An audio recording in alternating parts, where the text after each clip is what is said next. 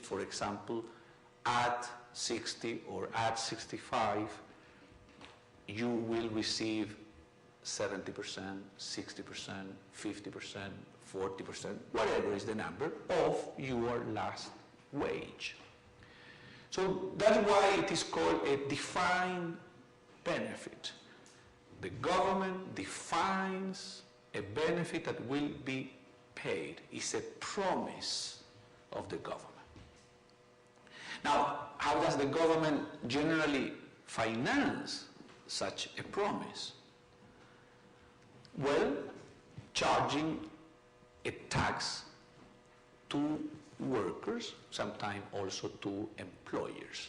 It's called a payroll tax. It's a tax on labor, that is, a given proportion of your salary is taken out to pay the people who are retiring. But a key element to understand is that those who are paying the tax on labor are not those that are receiving the benefit. They are completely different. The workers are paying the tax and the retired people are receiving the pension. Of course, the workers hope that when they retire, other younger workers will pay future taxes to finance their own benefits. But the whole system, you see, it breaks the link between what the workers pay and what the retired people receive. There is no a clear, unique, a strong, contractual relationship between what you pay and what you receive. Now, this system was not, of course, a Chilean or a Bulgarian or an American idea. This idea came from Prussia in the 19th century. The creator of this idea was Chancellor Otto von Bismarck, a Prussian prime minister, who invented this idea. And he, at that time, of course, initiated this system very small, a very small payroll tax and a very small benefit. But as we know, with some initiatives,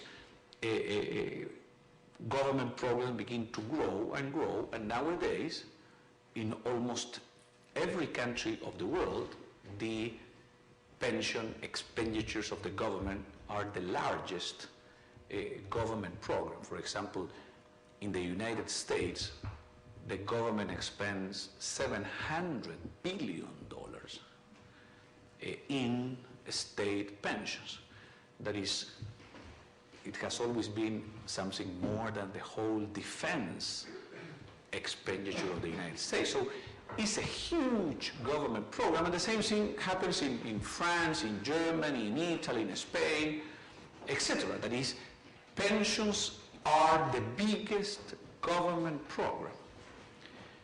But as I said, there is this flaw or this problem that the promises that the government make to the worker are not backed by assets, by a fund. There is no money somewhere hidden. There is no fund for these promises. The government makes these promises trusting that in the future they will be able to tax the use of labor. Now, what happened with this system always, and it's not, again, a Bulgarian or a Chilean or an American problem. That's why pay-as-you-go systems are going bankrupt all over the world. Two things happen. First, that when you destroy the link between the contributions to the system and the benefit out of the system, most people in society, because of the way we humans behave, try to maximize what they get out of the system by pressuring for higher pensions, by trying to retire earlier than the legal retirement age, sometimes by trying even to have a disability pension, even though some people are not disabled, and fake and make a little fraud of getting a disability pension. So everyone in different ways try to get as much they can because they are not paying directly for that benefit. At the same time, most of the people, not everyone of course, try to minimize what they contribute to the system, because there is no relation between what you contribute and you get. How do you minimize what you contribute? First, you can tell your employer to agree on a nominal wage that is really lower than the real salary. So all over the world, sometimes employer pays 100, but only 50 is declared, and in that way, you minimize the contribution because the contribution is a fraction of the declared wage, not the real wage. Or even more extreme, you simply can have no contract whatsoever. And that is the phenomenon of the informal labor force, of the black market economy that is in all over the world, especially in small and medium companies that cannot pay these huge payroll taxes. In order to survive and in order to employ workers, they simply agree with the worker not to make a contract, with several other consequences that maybe the worker will not be protected in health or will not be protected in other ways. So you have, in a lot of countries, I don't know Bulgaria exactly, but for example in Italy you have a huge black market. That is, whenever I go to Italy, maybe half the Italians do not pay taxes, do not pay labor, live in the black market economy. And it's not that they are bad people or good people. This has nothing to do with being good or bad. These are the incentives that a bad system creates. As I say, the incentive to minimize the contribution, the incentive to maximize the benefit. Well, when you have all the population playing this game, to put it in some way, for a long period of time, the end result has to be a disaster for the public finances, because at the end of the day, the government has to pay this. So generally, what is happening today in the world is that the government does not have enough money from the contributions to pay the promised benefits. So the government has to take money out of other areas in order to finance this gap, this deficit. So government spends less on such important things like education, like health, like nutrition, like policemen to eliminate crime, because they are filling the gap, the deficit between the benefits and the contributions. And this is happening everywhere in the world. And in all the important European countries, this is happening in a very big way. So I see that in 10, 15, 20 years, maybe some big country like Italy or like France or like Spain will simply not have money to pay the pensions that are promised. And there will be a big political crisis, because you can imagine a prime minister going on television and telling the people, look, von Bismarck made a mistake in the 19th century, and therefore we will have to cut your pensions in 20%. People will not like that very much. They will not be happy. They will go to the streets and they will throw stones and Molotov bombs or whatever, you see. And in Paris, this will happen in Rome, this will happen in Madrid.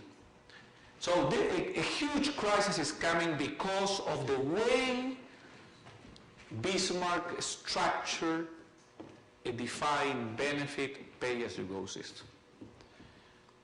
Second big problem for a defined benefit system is that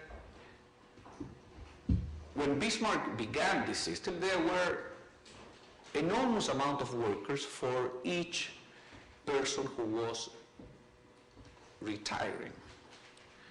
Bismarck even set the retirement age at 65 in a period when the average life expectancy in Prussia was only 45.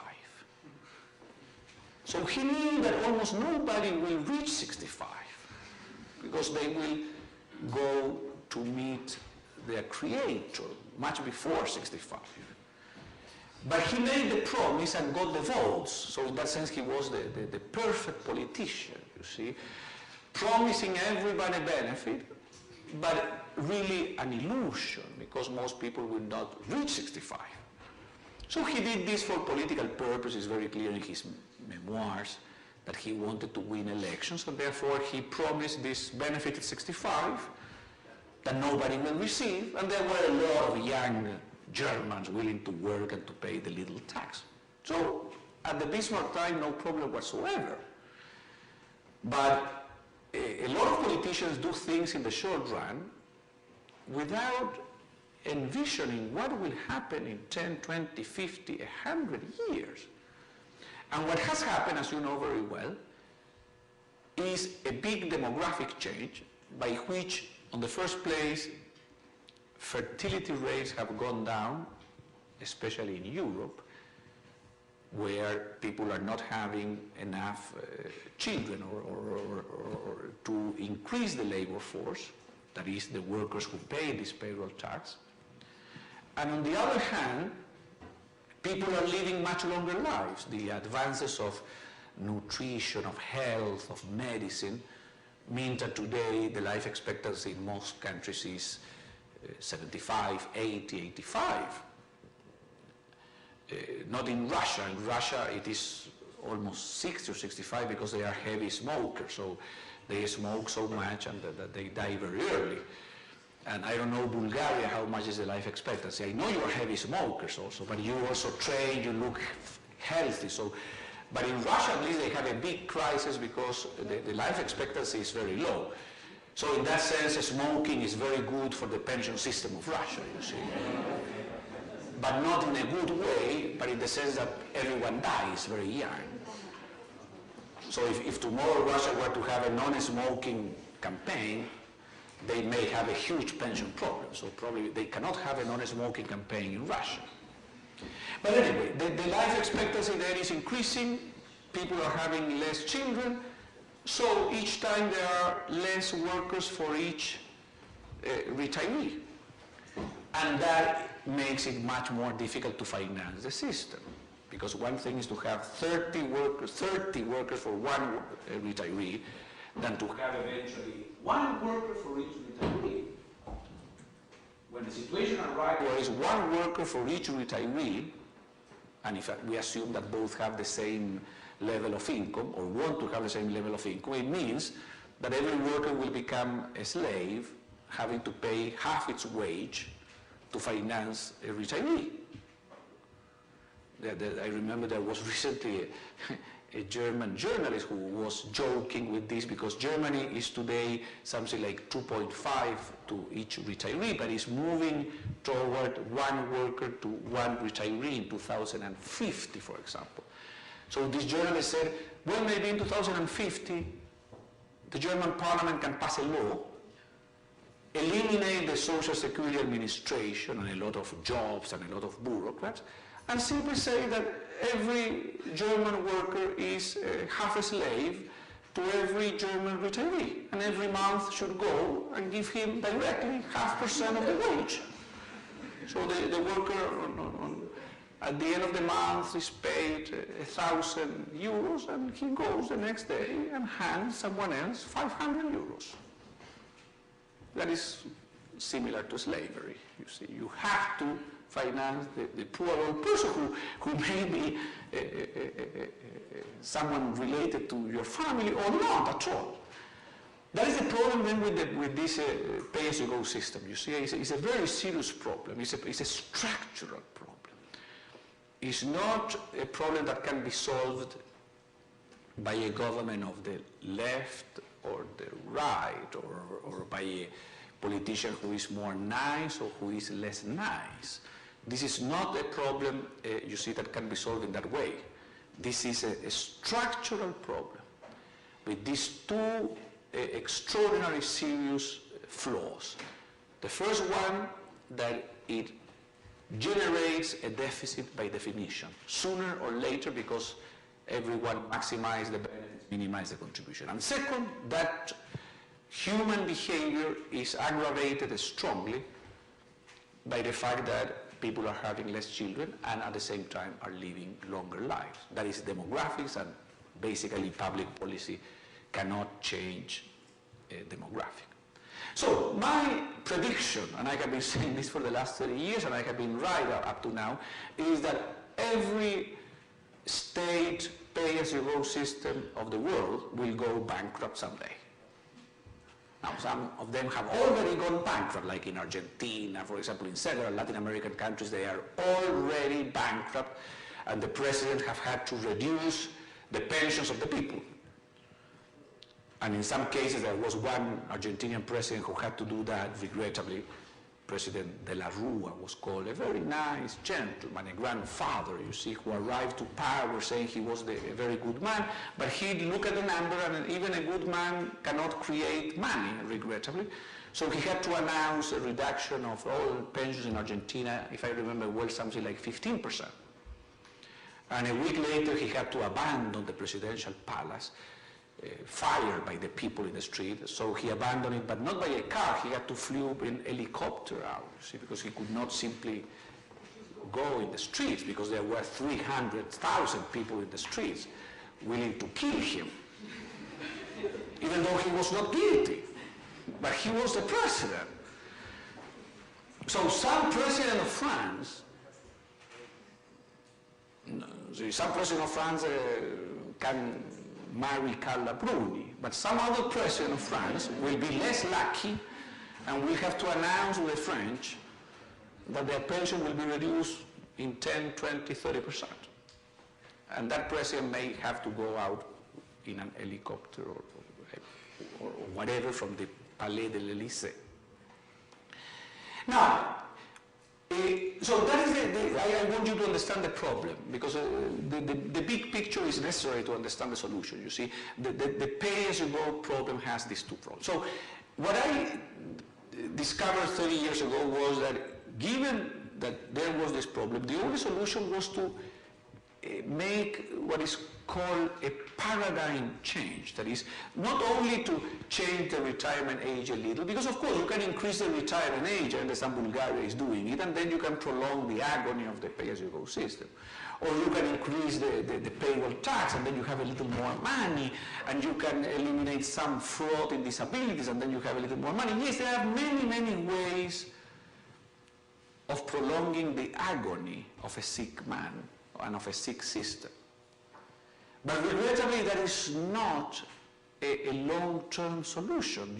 What you are doing is simply leaving the problem for the next government, the next minister, the next president. So I had the chance 30 years ago of being Minister of Labor and Pensions of Chile, and I discovered that we had this huge problem.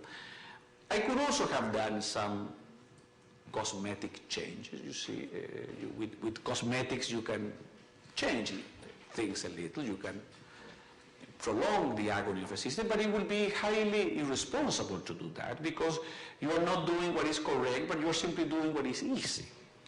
And I believe that the only moral justification for having some degree of power in a country over your own citizens is to use that power to do what is correct, what is clearly the right thing to do. Any other use of power, in my view, is immoral, you see, because nobody should have really power over citizens except to do what is for the common good. So I believe that if you found a problem like this, you should try to go to the roots of the problem. So what we did in Chile was, if the flow of the pay-as-you-go system, of the Bismarckian pay-as-you-go system, it was a defined benefit system, cutting the link between contributions and benefits. I decided to give every worker the option, the free choice, incidentally, to go toward what I call not a defined benefit system, but a defined contribution system. A defined contribution system is one in which what you define is how much of your wage you are going to save for retirement. In the Chilean system, it is 10% of wage. I understand in the Bulgarian universal system is 5% of wage. Now, anyway, the number can be different, of course, in different countries. But what you are setting is the contribution. You're saying, if you want to live in old age with your own effort and not with the effort of your neighbor or your half-slave, in the case of Germany, you have to save. This is not nuclear physics, you see. If you want to buy a house, you have to save. If you want to buy a bicycle, you have to save. If you want to invite a lady to a restaurant, you have to save. So I have not discovered anything important, really. I have just set up a system so that the workers, common workers, humble workers, can save in a safely way and in an honest way and in a transparent way for retirement. So I said, instead of this Bismarckian artificial system, because it's really artificial, this pay-as-you-go, where you depend on the promises of governments and on the ability of those governments to fulfill those promises, instead of that, I will create a system for saving for retirement. And what I will define is the contribution. So we chose 10%, it could have been 9% or 11%, but we chose 10%, defined contribution. So every worker saves every month 10% of their wage, much, much lower than what they pay today in pay-as-you-go system in most countries of the world. They generally pay 20 to 30% in most countries of the world.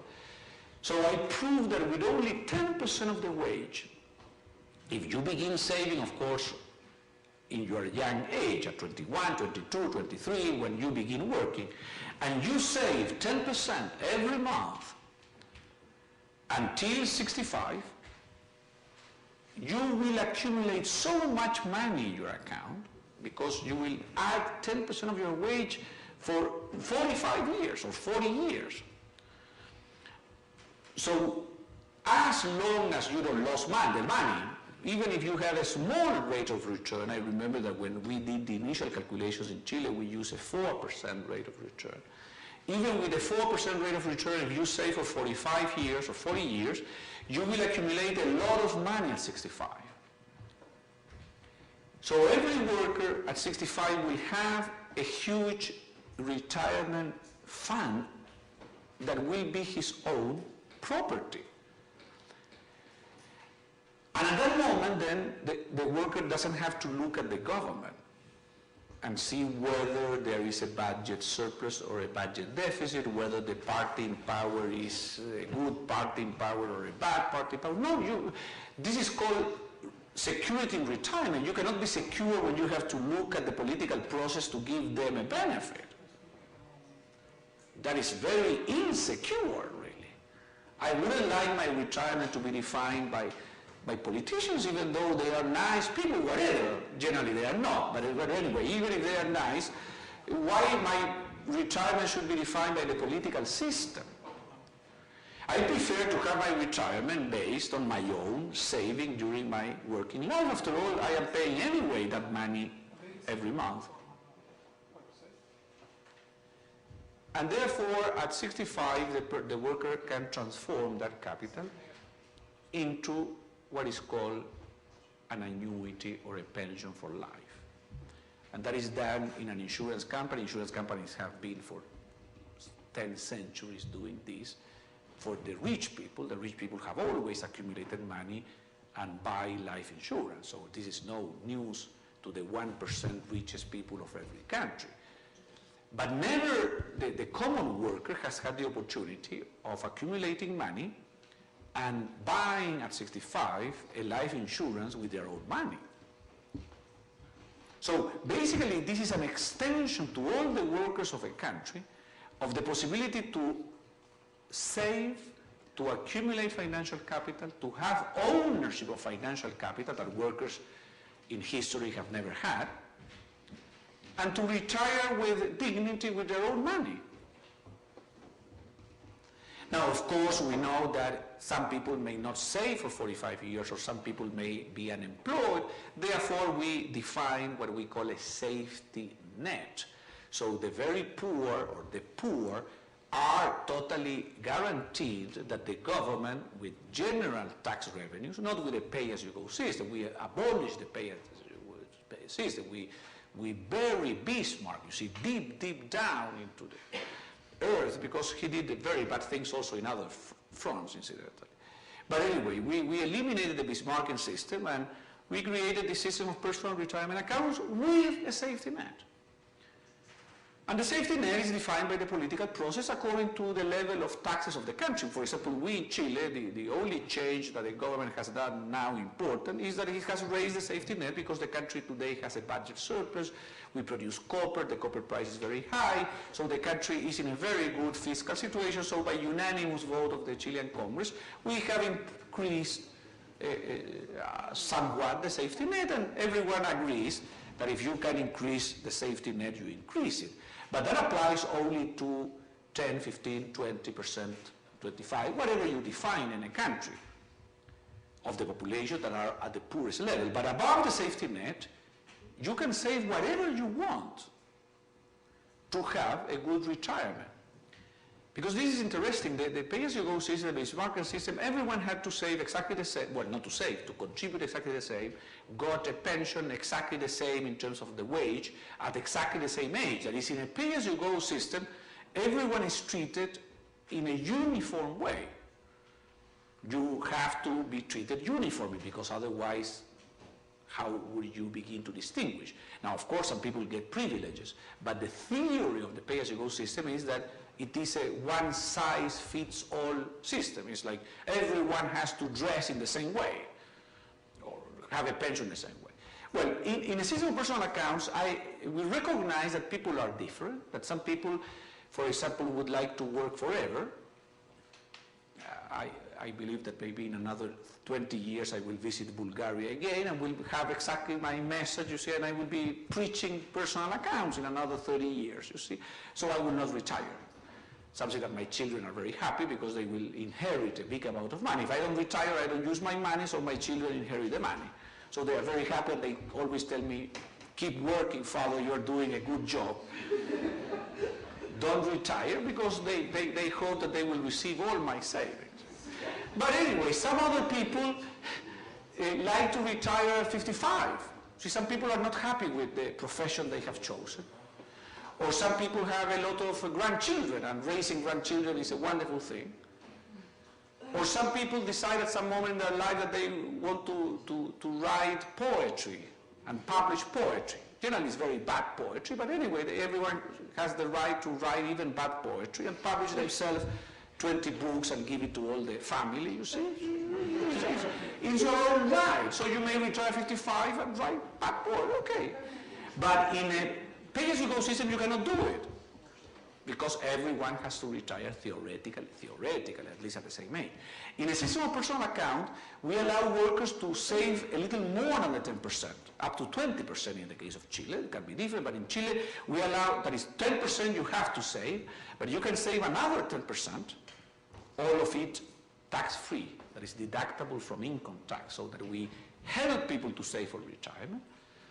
So if you want to retire at 55, you make a calculation of how much money do you have to save so that with your own fund, you retire at 55. And today in the Chilean pension funds, there are these friendly computers, and there are working people, generally the husband and the wife, they sit in front of the friendly computer. I have gone there, I go incognito there to look on weekends. So they sit in front and they put the number of their account, and immediately they know how much money they have, where every peso is. This is a system that is absolutely transparent. You can know everything, exactly where your money is, which company is managing, where everything. And there is a little button there that says early retirement. So you push the button That is completely different of throwing a Molotov bomb so that the Prime Minister gives you early retirement. No, it's not that you push a button and a Molotov bomb explodes at the Prime Minister's office. No, you push a button. It's a peaceful process, this always. You push a button, and the computer tells you at what age do you want to retire. Imagine a beautiful question. That is dignity. The computer says you at what age do you want to retire. So generally there goes a discussion between the man and the wife. Not all wives want the man at 55 at home, you see. So maybe the wife says, why don't you work at 58, you see? Because of course the earlier you retire, the less money you have for restaurants. So there is always, in responsible society, there is always a trade-off. But anyway, so the man and the wife discuss a little. Let's assume they agree on 56. So they put 5, 6. The computer makes a calculation of the age expectancy. The software has the age expectancy of the couple, very easy today. It calculates how much money you have. It calculates, assumes a rate of return, very conservative. And then it says, and I suppose that the two persons there are 30 years old. So 30 years old, but you are planning at 56. You're planning your age, your old age.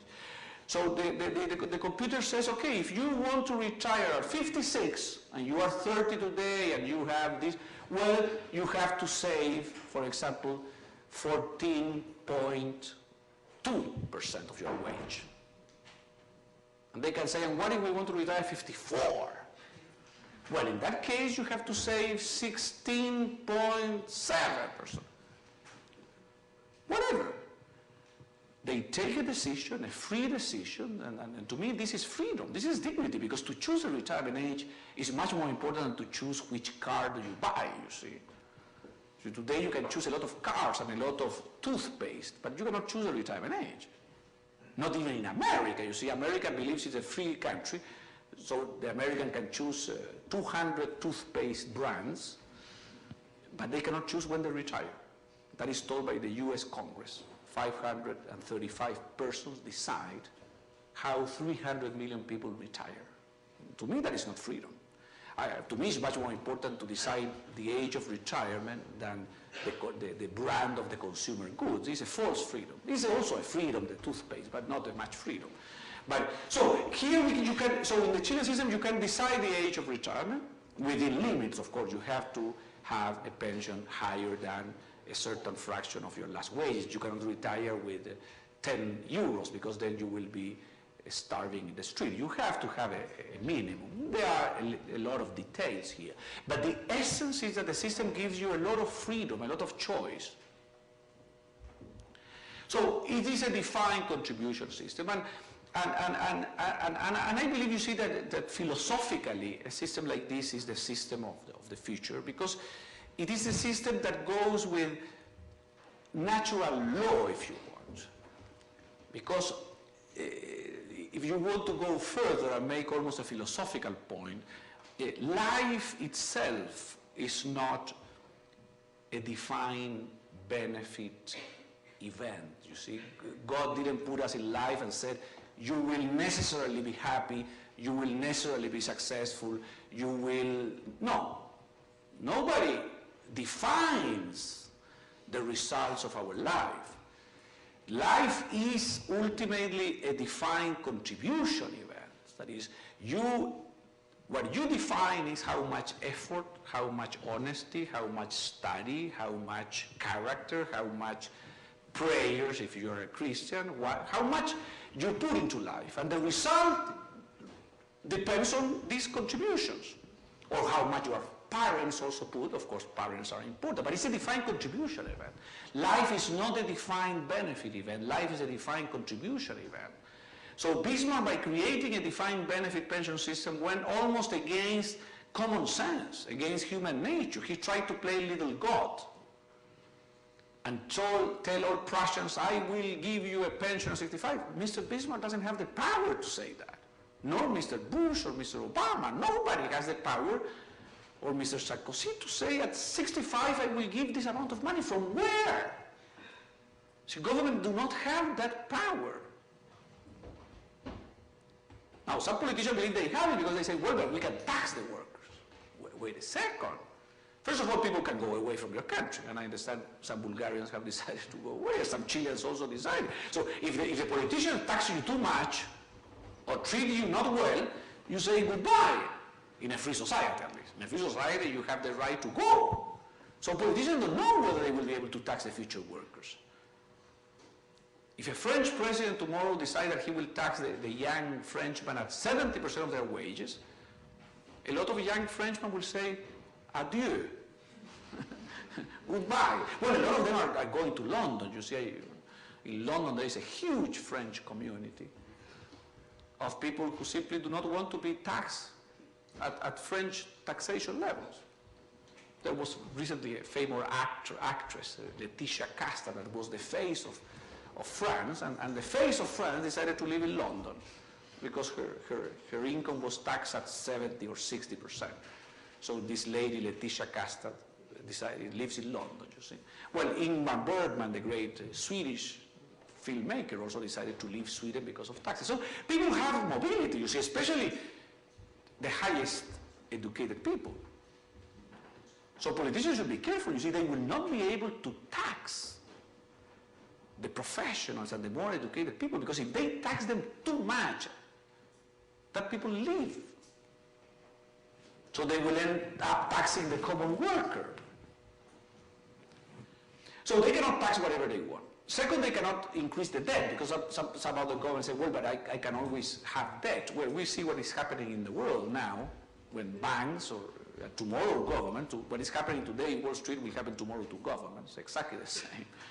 Because those banks increase and increase until a day comes when nobody lends you money, and then the fuel crisis. This time it happened to some arrogant people in Wall Street. Someday it will happen to some arrogant politicians in Europe, you see. You cannot go into debt. So I insist that the solution for the future is a system of defined contribution, fully funded, and I call it a system of personal retirement accounts. I believe that is the way the common people can understand the system.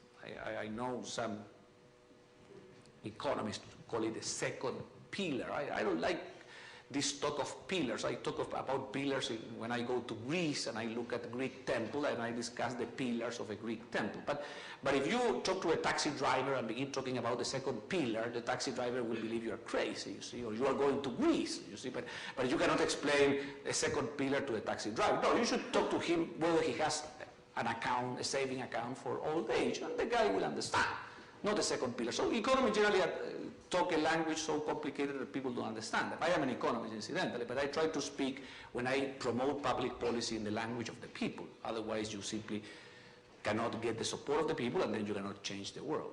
So this is a system of personal retirement accounts, and in Chile it has been enormously successful. It's 28 years the system is there.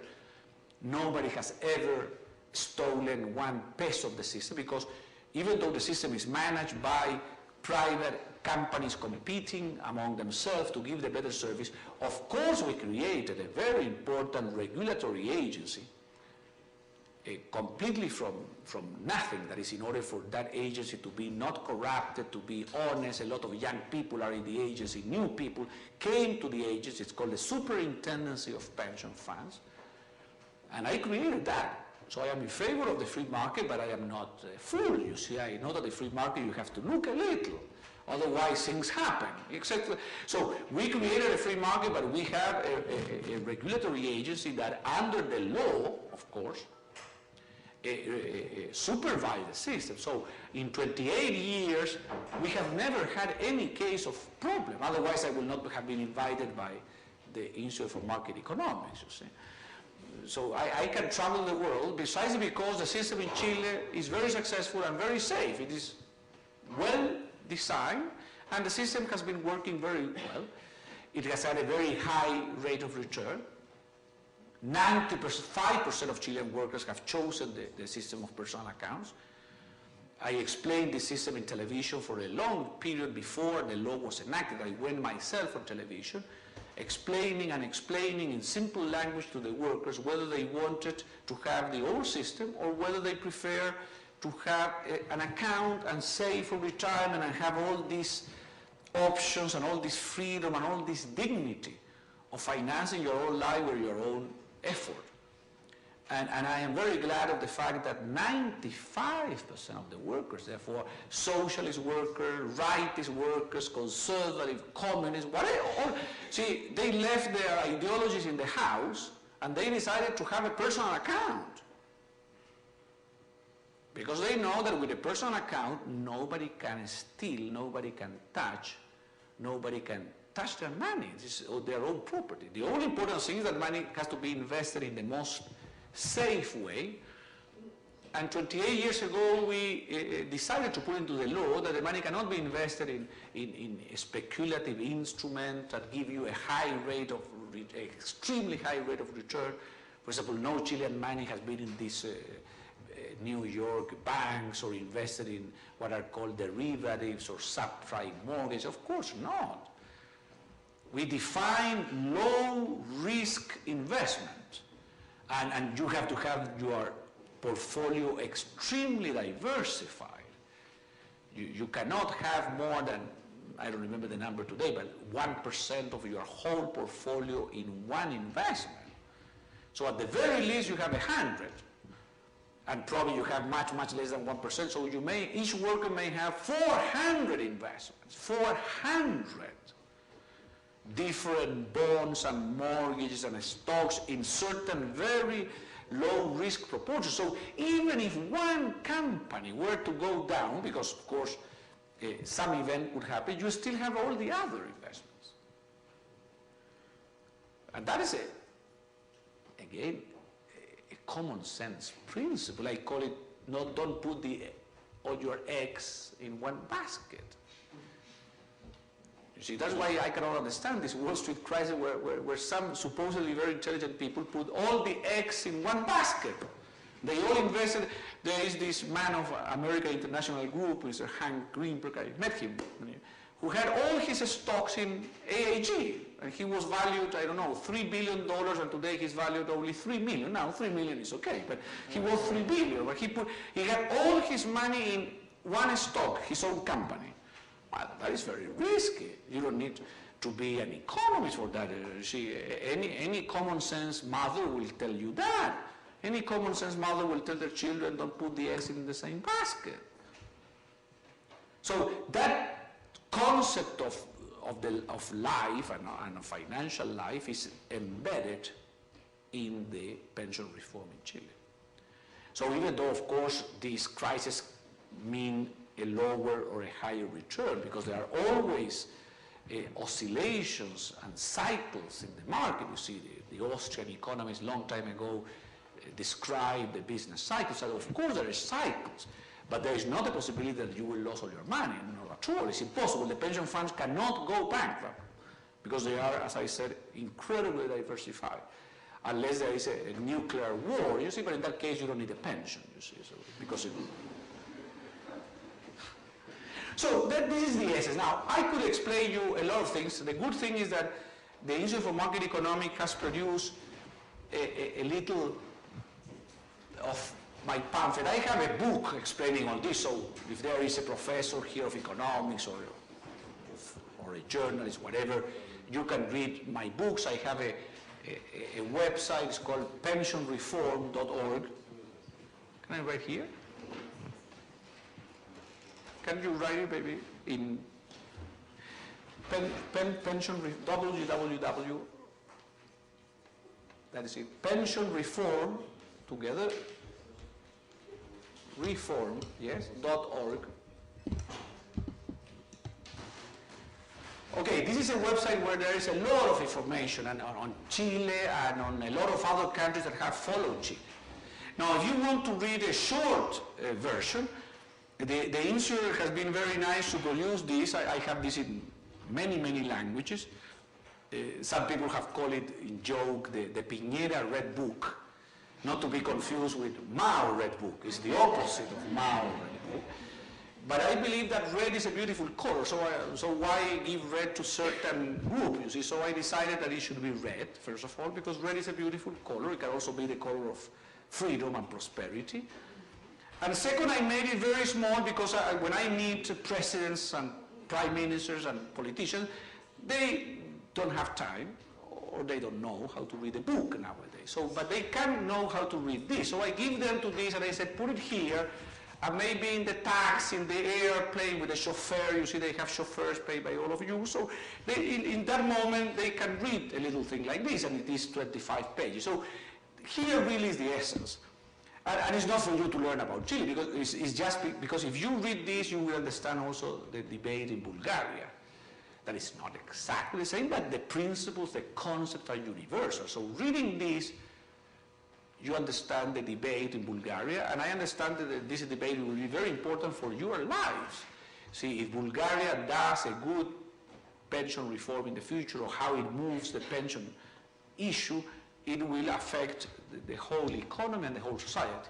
Let me finish then by saying that the Chilean system has created now a huge prosperity in my country. My country, for 14 years after this reform, was able to double its rate of growth. Chile had a rate of growth of 3% during the whole 20th century.